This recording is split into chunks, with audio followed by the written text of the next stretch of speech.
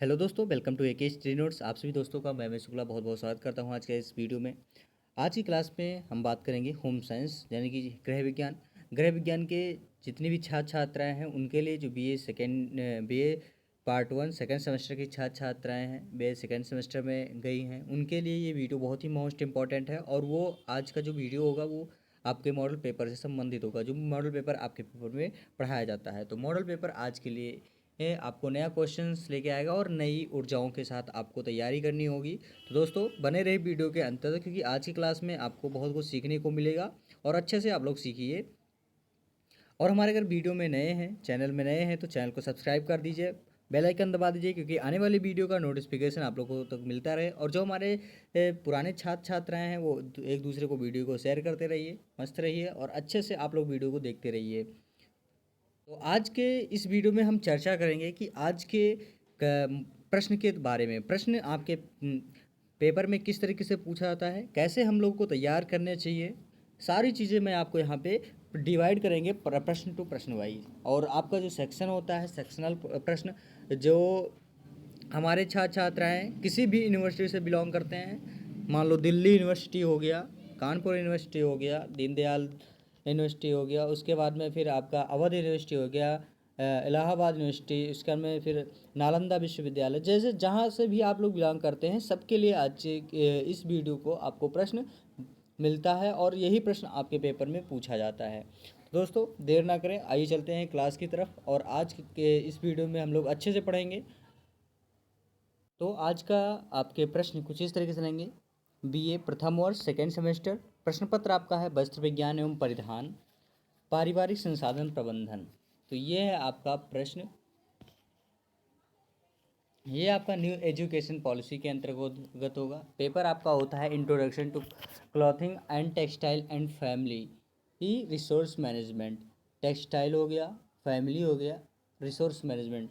Introduction की मैं बात करें तो हम introduction is the clothing and textile, it's important in day to day life scope. ये सारी चीज़ें आपके पेपर में पूछे जाते हैं और यही से आपके सबसे ज़्यादा प्रश्न वो पुटअप होते हैं। तो introduction two of home management के बारे में बात करें तो बेसिक कॉन्सेप्ट हो जाता है पर्पस एंड ऑब्स्टेकल्स हो जाता है of management, process of management, planning, organisation, controlling and evolution etcetera. तो ये सारी चीज़ें होते हैं आपके पेपर में। एनालिसिस करेंगे हम इस मॉडल पेपर से कि हम लोगों को कितना आता है, किस तरीके से हमको करना चाहिए तैयारी पेपर में। तो टाइम आपको ये 3 घंटे पहले से निर्धारित कर दिया गया है। न्यू एजुकेशन पॉलिसी खंड आ 50 शब्दों में आपका जो आंसर होगा वो 50 शब्दों में लिखना होगा। सभी प्रश्न अनिवार्य हैं। पहला प्रश्न है जानतो रेशो के नाम लिखिए। पहला प्रश्न आपका है जानतो रेशो के नाम लिखिए। बहुत ही बढ़िया प्रश्न ये है आपके इस पेपर का पहला। तो जानतो रेशो के मुख्य रूप से दो माने जाते हैं। पहला तो आपका आता है जानतो रेशो में ऊन आ जाता है, दूसरा आपका आता है रेशम। तो यही मुख्य रूप से दोनों दो आपके जानतो रेशो के नाम हैं। पहला क्या है दोस्तों, ऊन है, दूसरा रेशम। तो ये आपका जानतो रेशो के अंतर्गत आता है। अगर प्रश्न पूछा था कि जानतो रेशो के प्रमुख दो रेशो के नाम लिखिए, तो पहला तो आपका ऊन, दूसरा रेशम। तो ये जानतो रेशो के नाम हो गए। उसके बाद में फिर आपका दूसरा प्रश्न आता है कार्बोनाइजिंग क्या है। कार्बोनाइजिंग का मतलब होता है अशुद्धि, जो हमारे रेशों में अशुद्धि जम जाती है उसी को हम कार्बोनाइजिंग करते हैं।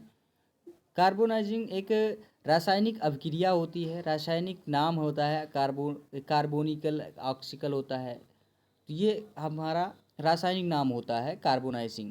तो कार्बन जो हम कार्बोनाइजिंग करते हैं तो क्रिया के द्वारा करके इसको हम साफ़ करते हैं, तो यही कार्बोनाइजिंग होता है। मतलब साफ साफ अगर हम लिखने की वाली बात करें तो ऊनी रेशों से अशुद्धि दूर करने की प्रक्रिया को हम कार्बोनाइजिंग कहते हैं।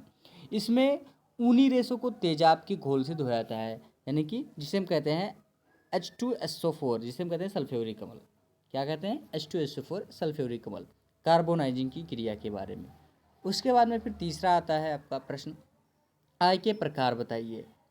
आय के प्रकार, आय के मुख्य रूप से 4 प्रकार होती हैं। आय मुख्य रूप से 4 प्रकार की होती हैं। पहला तो आपका आता है इसमें मौद्रिक आय, मौद्रिक आय हो गया।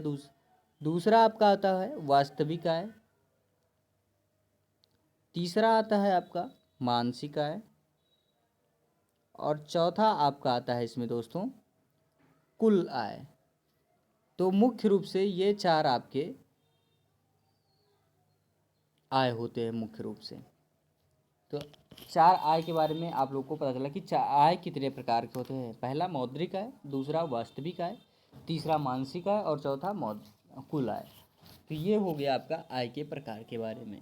उसके बाद में फिर आपका नेक्स्ट क्वेश्चन आता है बाटिक का, यानी कि बाटिक क्या है। चौथा प्रश्न है बाटिक क्या है। इसमें लिखना होगा कि बाटिक छपाई की एक विधि है। बाटिक छपाई की एक विधि है। जो बाटिक शब्दों का इंडोनेशिया का शब्द माना जाता है। जो बाटिक है वो इंडोनेशिया शब्द है, जिसका अर्थ होता है बूंद या टपकना। बाटिक का मतलब होता है बूंद या टपकना। जैसे जो पानी की बरसात होती है, जो पानी की बूंदें रखते हैं, और जब वो टप टप एक एक बूंद गिरती हैं तो उसी को हम टापक कहते हैं। या नल के जो जिससे जहाँ से पानी निकलता है वहाँ से आप देखते हैं तो जब पानी ख़त्म हो जाता है तो जब वो पानी का थोड़ा थोड़ा सा बहता है तो उसमें टपक यानी कि टप टप का बन के गिरता है। तो यही होता है टपक या बाटिक कहते हैं। अर्थात बाटिक में किसी भी डिज़ाइन को बनाते समय किसी द्रव पदार्थ की सहायता लेकर बनाया जाता है। अधिकतर मोम का उपयोग किया जाता है। बाटिक में अधिकतर क्या होता है, छपाई के तौर पे हम मोम का इस्तेमाल करते हैं। इसमें वस्त्रों पर पहले नमूना उतार लिया जाता है और जिन स्थानों पर रंग ना चढ़ाना हो उन पर पैराफिन मोम लगा दिया जाता है और फिर वस्तु को ठंडे रंग में डुबोया जाता है। जिन स्थानों पर मोम नहीं लगा होता है वे स्थान क्या होते हैं, रंग का अवशोषण कर लेते हैं और ये फिर आपका बाटिक का रूप धारण करते हैं या छपाई के रूप में काम करते हैं। बाटिक का मतलब होता है छपाई, यानी छपाई की एक विधि है बाटिक। उसके बाद फिर आपका नेक्स्ट प्रश्न आता है 5वां नंबर ब्लीचिंग। आप समझेंगे ब्लीचिंग क्या होता है। ब्लीचिंग का मतलब होता है सफाई साबुनीकरण। ब्लीचिंग का मतलब होता है साबुनीकरण, या जिसे कहते हैं ब्लीचिंग पाउडर, आप लोग नाम सुने होंगे, जिसको कहते हैं कपड़ा धुले जाते हैं या छार जिसे कहते हैं।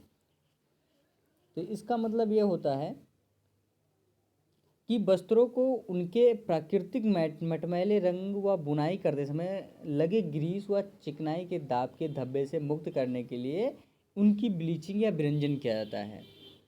ब्लीचिंग के रासायनिक पदार्थों का प्रयोग किया जाता है जिन्हें ब्लीच या विरंजक कहते हैं। जैसे सोडियम हाइड्रोसल्फाइड हो गया, हाइड्रोजन पेरोक्साइड हो गया, पोटेशियम परमैंगनेट हो गया। तो ये सारे आपके ब्लीचिंग के मुख्य स्रोत माने गए हैं। सबसे पहले ब्लीचिंग होता है, जैसे कपड़े में कोई दाग धब्बे लग जाते हैं उसको साफ़ करने के लिए। उसके बाद में फिर मान लो आपके कपड़े पहनते हो, हर हफ्ते या दूसरे दिन, तीसरे दिन, चौथे दिन, जैसे होता है आपको टाइम मिलता है, धुलते हैं तो साबुन का प्रयोग करते हैं, निरमा का प्रयोग करते हैं, सर्फ एक्सल का प्रयोग करते हैं। अलग अलग तरीके से आप लोग वॉशिंग पाउडर का प्रयोग करते हैं। तो यही हमारा होता है ब्लीचिंग। ब्लीच का मतलब होता है साफ़ करना। ब्लीच का मतलब होता है साफ़ करना, यानी कि जितने भी गंदे दाग धब्बे होते हैं उसको हम साफ़ करते हैं। फिर आपका नेक्स्ट प्रश्न आता है 6वां नंबर कि समय व शक्ति को बचाने के वाले उपकरण के नाम लिखिए। यानी कि समय व शक्ति को बचाने वाले उपकरणों। अब इसमें लिखना होगा आपको समय व शक्ति को बचाने वाले उपकरण में कि इन उपकरणों से गृहिणी समय और शक्ति के अपव्यय को रोक सकती हैं तथा बची हुई शक्ति और समय को दूसरे कार्यों में लगा सकती हैं। और ये उपकरण है मिक्सर। क्या होता है mixer, grinder, pressure cooker, washing machine, vacuum cleaner, gas चूल्हा, कुकिंग रेंज आदि। तो ये मुख्य रूप से आपके क्या होते हैं, समय और शक्ति को बचाने वाले उपकरण। जैसे आपका टाइम भी होता है और शक्ति से, जो शक्ति से हम लोग मेहनत करते हैं उससे बचने का ये काम है। पहला तो मिक्सर, जैसे हम लोग पहले सिलबट्टे पे काम करते थे। देखते होंगे कि गांव में औरतें क्या करती हैं कि अगर कुछ भी जैसे मसाला हो गया, नमक हो गया, या कुछ भी हरी साग सब्जी में हो गया, या मान लो कि दाल को पीसना है तो ये सिलबट्टे पे का यूज़ करते थे। लेकिन अब ये क्या हुआ कि अब जब से मिक्सर का प्रयोग होने लगा तब से सारे काम क्या करते हैं, मिक्सर पे चटनी बनाने के लिए हो गए। तो ये सारे मिक्सर का प्रयोग अब आज का लिए समय और शक्ति के लिए इन्होंने प्रयोग किया है। फिर उसका में वॉशिंग मशीन हो गया, जैसे वॉशिंग मशीन हो गया मतलब कपड़े धुलने के लिए। पहले हाथों से हम लोग कपड़े धुलते थे, अब क्या करते हैं कि वॉशिंग मशीन से करते हैं। प्रेशर कुकर हो गया, खाना बनाते हैं आप लोग, तो खाना बनाते समय पहले आप लोग अन्य अन्य प्रकार के बर्तन यूज़ करते थे। उसके बाद में फिर आपका आ जाता है फिर कुक, अब धीरे धीरे जैसे जैसे वो बदला, कुकर प्रेशर कुकर का हो गया। उसके बाद में फिर आप देखते हैं सौर कुकर का हो गया। इस तरीके से फिर वैक्यूम क्लीनर हो गया, आपका गैस चूल्हा हो गया, कुकिंग रेंज। तो ये सारी चीज़ें आपके समय और शक्ति को बचाने वाले उपकरण हैं, जिसे हम कहते हैं कृत्रिम या उपकरण बोलते हैं, या फिर इसे हम बोलेंगे मशीन एक तरफ से। अब नेक्स्ट प्रश्न की तरफ चलते हैं हम। नेक्स्ट प्रश्न है आपका नॉवेल्टी धागे, यानी नॉवेल्टी धागे का मतलब क्या होता है। नॉवेल्टी धागे क्या होते हैं, नॉवेल्टी धागों को फैंसी धागा भी कहते हैं। अगर जो नॉवेल्टी धागा होता है उसे हम क्या कहते हैं दोस्तों, फैंसी धागा। फैंसी धागा का मतलब होता है जो अच्छे से यानी कि बढ़िया से आपको अच्छे अच्छे कलर में आते हैं और फैंसी तौर पे काम करें। जो फैंसी धागा होता है उससे ये सजावट वाले वस्त्रों पर प्रयुक्त करते हैं। जैसे आपका फ्रेम होता है तो आप लोग पर्दे बनाते हैं, या फिर आप लोग चटाई बनाते हैं, या जो भी होता है जैसे भी होता है आप लोग करते रहते हैं। तो वो चीज़ें आपको फैंसी धागा के अंतर आता है, और जो इसे हम नॉवेल्टी धागा के रूप में बोले जाते हैं। पहला तो आपका आता है इसमें, आप लोग को फैंसी धागे मुख्य रूप से 8 प्रकार के इसमें दिया गया है। पहला तो स्पाइरल धागा हो जाता है आपका, दूसरा रेटिन धागा, तीसरा फ्लेक धागा, चौथा लूप धागा, पांचवा स्लब धागा, छठा टेक्सचर्ड धागे, और सातवां ग्रैंडल धागे, और आठवां स्ट्रेच धागा। तो ये मुख्य रूप से 8 धागे होते हैं। ये आपके नॉवेल्टी धागे यानी कि फैंसी धागा के अंतर्गत आता है आपका। उसके बाद में फिर आपका आता है नेक्स्ट प्रश्न। नेक्स्ट प्रश्न आता है आपका ग्रह व्यवस्था। ग्रह व्यवस्था क्या है कि गृह व्यवस्था एक मानसिक प्रक्रिया है जिसमें आयोजन तथा मूल्यांकन के द्वारा पारिवारिक संसाधनों का उपयोग करके पारिवारिक लक्ष्यों की प्राप्ति की जा सकती है। और गृह व्यवस्था पारिवारिक जीवन को प्रशासनात्मक एवं गत्यात्मक पक्ष है, क्योंकि इसमें कार्य का प्रेरित करने हेतु निर्णय प्रक्रिया का सम्मिलित की जाती है। इसमें कोटजिन जी के अनुसार कहा है कि गृह व्यवस्था एक व्यवहारिक विज्ञान है। गृह व्यवस्था एक व्यवहारिक विज्ञान है। जैसे बात करें तो अगर हम ग्रह की व्यवस्था करना नहीं आता है, ढंग से हम लोग नहीं करते हैं, तो आप लोगों को गुस्सा आता है। सबसे पहली बात, मानसिक तौर पे आपको प्रॉब्लम आती है। तो ये होता है आपका ग्रह व्यवस्था। उसके बाद फिर मानवीय संसाधन के बारे में पढ़ेंगे हम। मानवीय संसाधन क्या है दोस्तों आपका, अब मानवीय संसाधन होता है आपका कि मानवीय संसाधन वे साधन होते हैं जो व्यक्ति में पाए जाते हैं। व्यवस्थापन की प्रक्रिया में इन साधनों का महत्व अमानवीय साधनों की अपेक्षा अधिक होता है। ग्रास एवं क्रेंडल के अनुसार कहा गया है कि मानवीय संसाधन जो हैं वो 6 प्रकार के होते हैं। पहला तो आपका आता है इसमें समय, दूसरा आता है ज्ञान, तीसरा आता है शक्ति, और चौथा आपका आता है आवृत्तियाँ, पांचवा आपका आता है कौशल, छठा नंबर है रुचि। तो ये आपके होते हैं 6 मानवीय संसाधन, और मुख्य रूप से ये आप यूज़ करते हैं अपने गृह कार्यों में। तो ये मानवीय संसाधन होते हैं। उसके बाद में फिर आपका आता है नेक्स्ट प्रश्न, 10वां नंबर है मूल्य क्या है। मूल्य के बारे में पढ़ेंगे आप लोग। मूल्य सबसे ज़्यादा प्रश्न आपके पेपर में पूछा जाता है, मूल्य क्या है। अगर आप मूल्य के बारे में समझ जाएंगे तो समझ लीजिए कि आपको गृह विज्ञान में पास हो गए और गृह व्यवस्था में भी आप पास हो गए। इसमें लिखना होता है कि मूल्य मानवीय व्यवहार को प्रेरणा प्रदान करने वाले तत्व हैं। मूल्य व्यक्ति के व्यवहार को नियंत्रित करता है, और मूल्य मानवीय रुचियों में इच्छाओं को उत्पन्न करते हैं। मानवीय मूल्य जो मानवीय रुचि होते हैं, रुचि का मतलब होता है किसी चीज़ पे हम लोग विशेष रूप से ज्ञान प्रदान करें और मन लगाएं। जैसे आप लोग खाना बनाते हैं तो खाना आप रुचि का प्रयोग करते हैं कि खाना आप प्यार से बनाते हैं या मन लगा के बनाते हैं, तो इसे हम रुचि बोलते हैं, उसमें मन लग गया।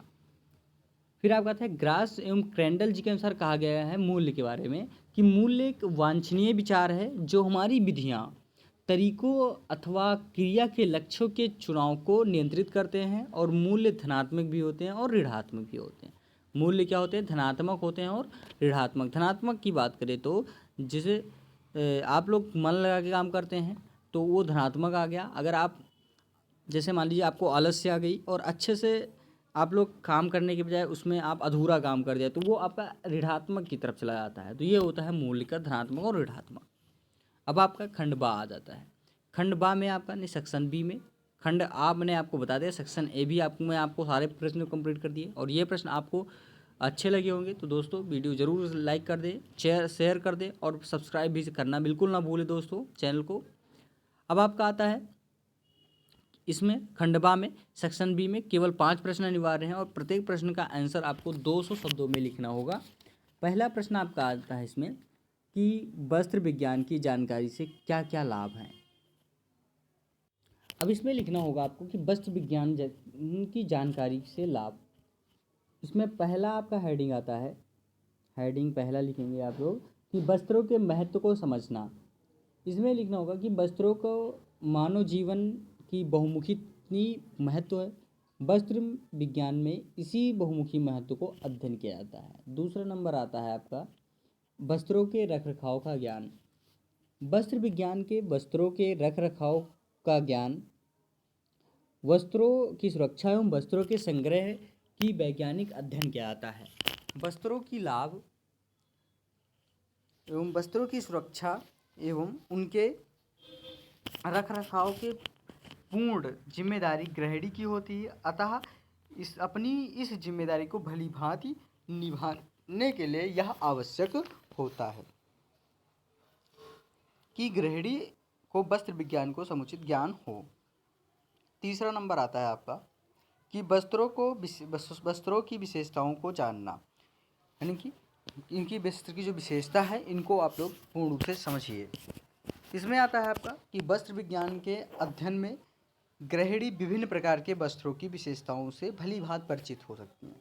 कुछ वस्त्र अधिक मजबूत एवं टिकाऊ होते हैं और कुछ वस्त्र देखने में काफ़ी सुंदर और मन को लुभाने वाले होते हैं लेकिन शीघ्र फट जाते हैं।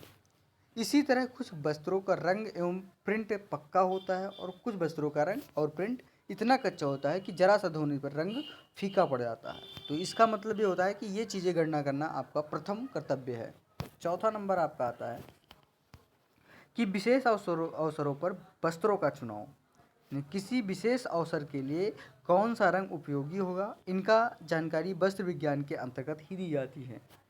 और प्रत्येक गृहिणी को विशेष अवसरों पर वस्त्र खरीदने की आवश्यकता होती है। इसलिए यदि गृहिणी को वस्त्र विज्ञान का समुचित ज्ञान है तो गृहिणी विशेष अवसरों के लिए उपयुक्त वस्त्रों की खरीदारी कर सकती हैं।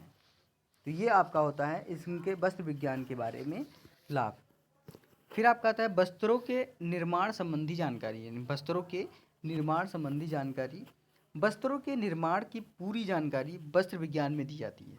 कोई भी गृहिणी वस्त्र विज्ञान के अध्ययन से वस्त्रों में उपयोग होने वाले धागे, तंतु, वस्त्रों की परिसज्जा आदि का ज्ञान भलीभांति प्राप्त कर सकती हैं। छठा नंबर आपका आता है इसमें कि उचित वेशभूषा का निर्धारण। उचित वेशभूषा का निर्धारण। अब इसमें आपका आता है कि यदि गृहिणी को वस्त्र विज्ञान को समुचित ज्ञान है तो वह यह परिवार के प्रत्येक सदस्य के लिए सरलता से उचित वस्त्रों का चयन कर सकती हैं। तो ये होता है आपका वस्त्र विज्ञान के जानकारी से क्या क्या लाभ, यानी कि वस्त्र विज्ञान की जानकारी से लाभ आपको। फिर आपका प्रश्न आता है दोस्तों तीसरा नंबर कि परिवार के बजट की प्रमुख मदें क्या हैं। परिवार की बजट की प्रमुख मदें को समझाइए। इसमें आपकी आ जाते हैं पहला नंबर कि परिवार के बजट के मदें निम्नलिखित हैं। पहला तो आपका आता है इसमें कि आवश्यकता संबंधी व्यय, यानी कि आवश्यकताओं की संबंधी व्यय, खर्च जिसे कहते हैं। इसके अंतर्गत आपका आता है भोजन, वस्त्र, आवास आदि आते हैं। ये निम्न रूप से मुख्य माने गए हैं। पहला लिखेंगे भोजन में। भोजन एक ऐसा व्यय है जिस पर प्रत्येक परिवार व्यय करता है और कई परिवार इस व्यय पर खर्च करने के लिए धन उधार भी लेते हैं, क्योंकि जीवित रहने के लिए इस आवश्यकता को पूर्ति की आवश्यक है। परिवार की आय का अधिकांश भाग इस आवश्यकता का पर व्यय होता है, और यह ऐसी आवश्यकता है जिसके पूर्ति इस हिसाब से होनी चाहिए कि परिवार के सदस्यों को केवल भूख ही शांति न हो, बल्कि इनकी कार्य क्षमता भी बनी रहे, उसमें कमी न आए, और परिवार के लिए महंगे भोज्य पदार्थों का चयन न हो, वरन पोषक भोज्य पदार्थों का चयन हो। बा नंबर आपका आता है इसमें कि परिवार के सदस्यों की दूसरी आवश्यकता वस्त्र संबंधी है। वस्त्र की आवश्यकता केवल तन ढकने के लिए नहीं होता है, बल्कि विभिन्न मौसमों में शरीर की सुरक्षा के लिए भी होता है। इसलिए शरीर स्वस्थ बना रहे तथा कार्य क्षमता में कमी न आए, इस मद में केवल पहनने के लिए वस्त्र नहीं आते हैं, किंतु पहनने के अलावा घर के बिस्तर, तौलिए, पर्दे, इन कपड़ों की सिलाई पर होने वाला भी इसी मद में शामिल होता है। आजकल अगर देखा जाए तो हम लोग अगर वस्त्र की बात, मैंने वस्त्र पहनने के बारे में बात करें, ठंडी इतनी होती है, शादी विवाह होता है, उसमें क्या करती हैं कि ठंड कितना भी लगे लेकिन फैंस में कारण वो स्वेटर नहीं पहनेंगे। तो ये आजकल देखने को मिलता है, तो ये गलत बात है। मान लो 1 घंटे में आपकी थोड़ा शान शौकत में कमी आ जाएगी, और उसी 1 घंटे में आपको ठंड लग जाए और पता चले कि आप बीमार पड़ जाएं, तो इसमें आपके शरीर की हानि होती है।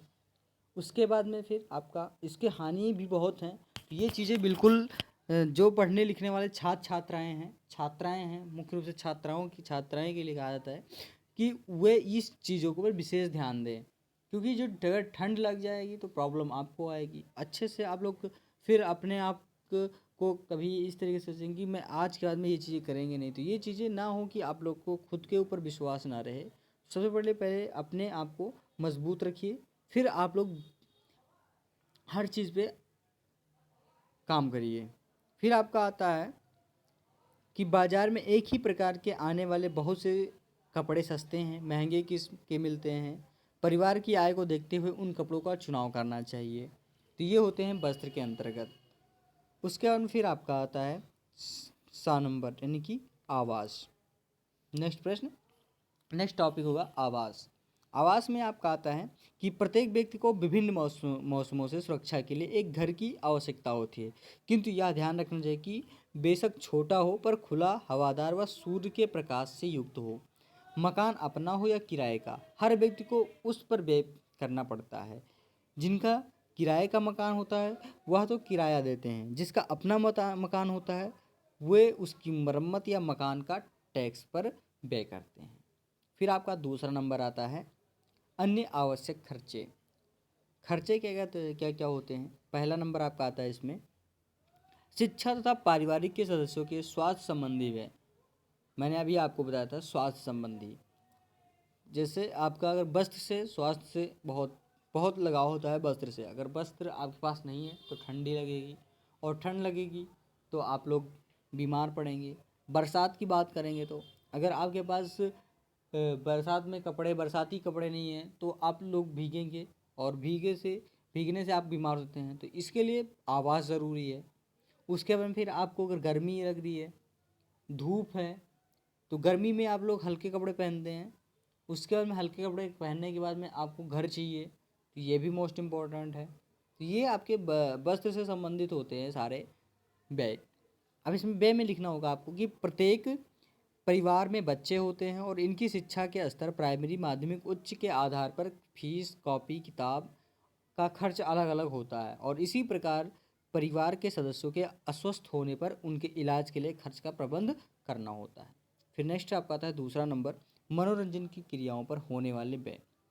प्रत्येक परिवार के स्वस्थ वातावरण के लिए मनोरंजन की क्रियाएं आवश्यक हैं, क्योंकि प्रत्येक सदस्य परिवार और मानसिक क्रियाएं करता है। उसमें उत्पन्न थकावट को दूर करने के लिए मनोरंजन की क्रियाएं आवश्यक हैं। इसलिए प्रत्येक परिवार अपनी सामर्थ्य के अनुसार इस मद पर व्यय करता है। उसके बाद फिर आपका आता है नेक्स्ट प्रश्न कि इसके अतिरिक्त अन्य खर्चों से नौकर को दिए जाने वाला वेतन, धोबी बिल, परिवार के अन्य आवश्यकताओं को पूरा करने के लिए छोटी छोटी चीज़ जैसे कुछ बर्तन हो गए, फर्नीचर हो गए, रसोई का ईंधन हो गया आदि अन्य उपकरण हो गए आपके व्यय करते हैं इसमें आपका। फिर आपका नेक्स्ट प्रश्न आता है चौथा नंबर कि व्यय के प्रकार के बारे में लिखिए। व्यय के प्रकार के बारे में लिखिए। आपका व्यय क्या क्या है, कौन कौन से प्रकार के आपके खर्चे होते हैं। व्यय के प्रकार के बारे में लिखना होगा आपको कि परिवार में आने वाली आय को हम विभिन्न आवश्यकताओं को पूर्ति पर खर्च करना व्यय कहलाता है। किसी भी परिवार में रहने वाले विभिन्न खर्चों को 4 भागों में बांटा गया है। पहला तो आता है आपका निश्चित व्यय, दूसरा अर्धनिश्चित व्यय, तीसरा अन्य व्यय और चौथा अचानक आने वाले खर्च या व्यय जिसे कहते हैं। इसमें आपका पहले लिखेंगे अन्य निश्चित व्यय में कि यह वह व्यय होते हैं जिन्हें हम पूरा करने के बिना परिवार का कार्य नहीं चलता है, किंतु परिवार अपनी सुविधा के अनुसार इन खर्चों में यदि कमी करता है तो सुविधा अनुसार इन खर्चों पर होने वाले व्यय को बढ़ा सकता है। जैसे आपका होता है भोजन हो गया, वस्त्र हो गया,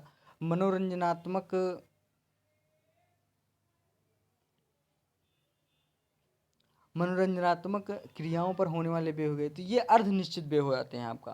पहला क्या होता है अर्धनिश्चित व्यय हो जाते हैं आपका। उसके बाद निश्चित व्यय में आपका आता है, इसके अंतर्गत वही खर्चे आते हैं जो प्रत्येक परिवार के निश्चित समय में निश्चित रकम के रूप में काम करने करने पड़ते हैं। जैसे इन खर्चों में अपनी इच्छा के अनुसार कम या अधिक नहीं कर सकता है। इसके अंतर्गत मकान का किराया, पानी बिजली का बिल, बच्चों के स्कूल की फीस, प्रोविडेंट फंड, बीमे की किस्तें आदि आते हैं। तो ये निश्चित व्यय के अंतर्गत आते हैं।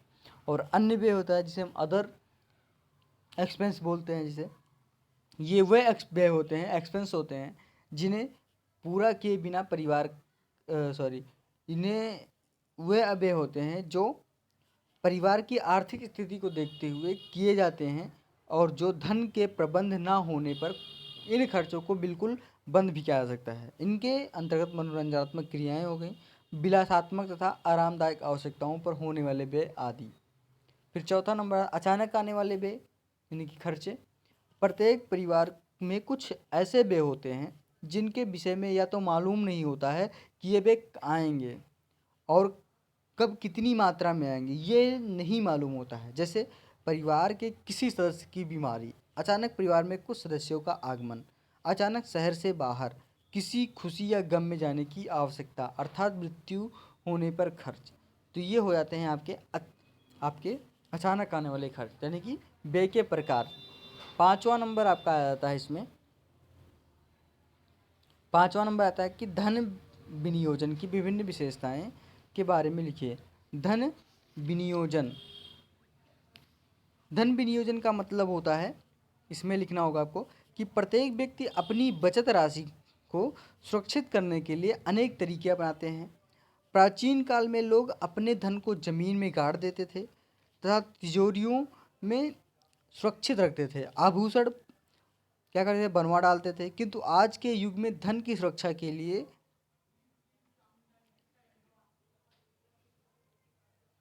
काम में नहीं लाए जाते थे और जमीन में गाड़ा था, तिजोरियों में धन बेकार पड़ा रहता था तथा अन्य वह किसी उद्योग आदि के विकास नहीं कर सकता था। और ये कहते असुरक्षित होने के कारण स्वर्णाभूषण पहनने के प्रचलन में भी प्रायः समाप्त हो गया। आज के युग में व्यक्ति अपनी बचत राशि की सुरक्षा तथा उसके प्राप्त लाभांश के कारण होने वाले आय वृद्धि के कारण उसे धन विनियोग के अनेक साधनों में अपनी आवश्यकता अनुसार एक या एक से अधिक साधनों में लगा देते हैं।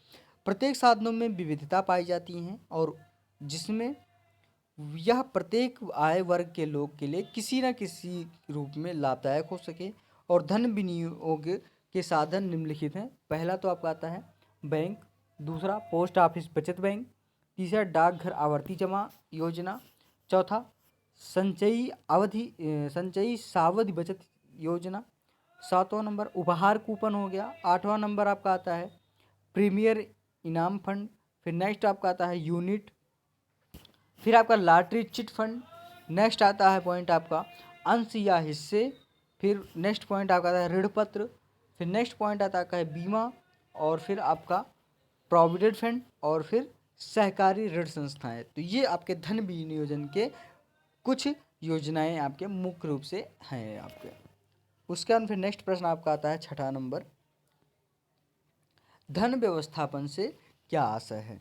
धन व्यवस्थापन से क्या आशय है, पारिवारिक आय की विशेषता बताइए। अब आपका आता है धन व्यवस्थापन में से क्या आशय है। धन व्यवस्थापन में लिखना होगा आपको कि गृह व्यवस्था में धन का व्यवस्थापन एक महत्वपूर्ण प्रक्रिया है। परिवार की संपूर्ण व्यवस्था को संचालन धन पर निर्भर करता है। प्रत्येक परिवार की एक निश्चित आय होती है और वह उस आय का व्यय अपनी आवश्यकताओं की पूर्ति के लिए करता है। व्यय की परिसीमा तथा प्रकृति बहुत कुछ आय की राशि पर निर्भर करता है। यदि आय के साधन अधिक हैं तथा गृहिणी उनका उपयोग विवेकपूर्ण एवं मितव्ययता पूर्वक करती हैं तो परिवार के सदस्यों को अधिक एवं उच्च श्रेणी की सुविधाएं उपलब्ध हो सकती हैं। परिणामतः परिवार के रहन सहन का स्तर ऊंचा होता है। खाने पीने के लिए आपको तकलीफ़ें नहीं आती हैं, रहने के लिए आपको तकलीफ़ नहीं, कहीं आने जाने के लिए तकलीफ़ नहीं होती है। तो ये आपके धन व्यवस्थापन का मुख्य आशय है। परिवार आय की विशेषताएं यानी कि कैरेक्टरिस्टिक ऑफ फैमिली इनकम। परिवार की आय की विशेषताएं, कैरेक्टरिस्टिक्स ऑफ फैमिली इनकम। पहला आता है इसमें आपका कि आय का वितरण देशवासियों से समान रूप से नहीं होता है। आय प्राप्ति में विशेषताएं होती हैं, इसलिए निम्न वर्ग मध्यम वर्ग तथा उच्च वर्ग बन जाते हैं। कम आय वाले व्यक्ति निम्न वर्ग के तथा उच्च आय वाले व्यक्ति धनी व्यक्ति के माने जाते हैं। दूसरा नंबर आपका आता है व्यक्ति को की कुशलता तथा व्यक्तिगत गुणों पर आय पर निर्भर करती है। यानी कि व्यक्ति की जो कुशलता तथा व्यक्तिगत है वो गुणों पर और आय पर निर्भर करती हैं। तीसरा नंबर आपका आता है इसमें कि शिक्षित व्यक्तियों की आय और अशिक्षित व्यक्तियों से अपेक्षाकृत अधिक होती है। शिक्षित व्यक्तियों की आय अशिक्षित व्यक्तियों से अपेक्षाकृत अधिक होती है। चौथा नंबर कि जिस वर्ग का व्यक्ति होता है उसके अनुसार ही उसकी आय निर्धारित होती है और कृषक वर्ग की आय व्यापारी वर्ग से कम होती है और शिक्षक वर्ग की आय डॉक्टर या इंजीनियर वर्ग से कम होती है। पांचवा नंबर आपका आता है पारिवारिक के सदस्यों की संख्या कम होने पर एक निश्चित आय अधिक लगती है, परंतु परिवार के सदस्यों की संख्या बढ़ जाती है तो वहीं निश्चित आय कम लगने लगती है। तो ये आपका धन व्यवस्थापन से के तो ये आपके होते हैं धन व्यवस्थापन से क्या मतलब क्या आशय है, यानी कि इस धन व्यवस्थापन का क्या मतलब है। तो ये हो गया आपका धन व्यवस्थापन के बारे में।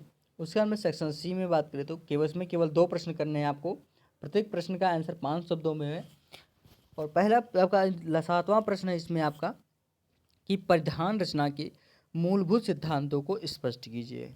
फिर 8वां प्रश्न आपका आता है कि पारिवारिक आय एवं व्यय से आप क्या समझते हैं। फिर नेक्स्ट प्रश्न आपका आता है 9वां नंबर कि वॉशिंग मशीन के बारे में आप क्या समझते हैं, इसे खरीदने तथा उपयोग के समय किन किन बातों का ध्यान रखना चाहिए। 10वां नंबर समय व्यवस्थापन प्रक्रिया का वर्णन कीजिए। तो ये आपकी सेक्शन सी के प्रश्न में आपको एक एक करके अलग से मैं बताने का प्रयास करता हूँ। आप लोग वीडियो को ज़रूर देखते रहिए क्योंकि ये मैं आपको मॉडल पेपर में छोटे प्रश्न आपको पहले बता देता हूँ कि आपको समझ में आता है, लेकिन जो आपके लॉन्ग आंसर होते हैं सेक्शन सी होते हैं वो आपको मैं अलग से प्रश्न प्रोवाइड कराता हूँ, तो आप लोग उसको ध्यान नहीं देते हैं और अच्छे से आप पढ़ते नहीं हैं।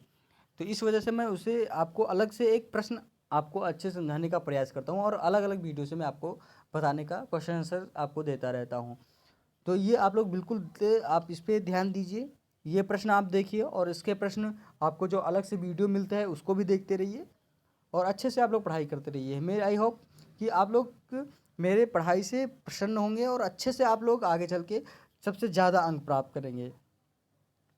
तो अगली वीडियो में आप लोग को कुछ और अलग से समझाने का प्रयास किया जाएगा। और जो ये आपके 4 प्रश्न हैं ये प्रश्न आपको एक एक करके आपके अलग अलग से 4 वीडियो बना दिया जाएगा जो आपको पढ़ने में और समझने में थोड़ा अच्छे से समझ में आएगा और आप लोग अच्छी तैयारी कर सकेंगे।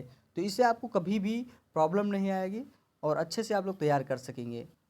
तो आज की वीडियो में बस यहीं तक, और अगली वीडियो में आप लोग के साथ फिर मिलेंगे। इसी के साथ अलविदा चाहते हैं। धन्यवाद दोस्तों, जय हिंद।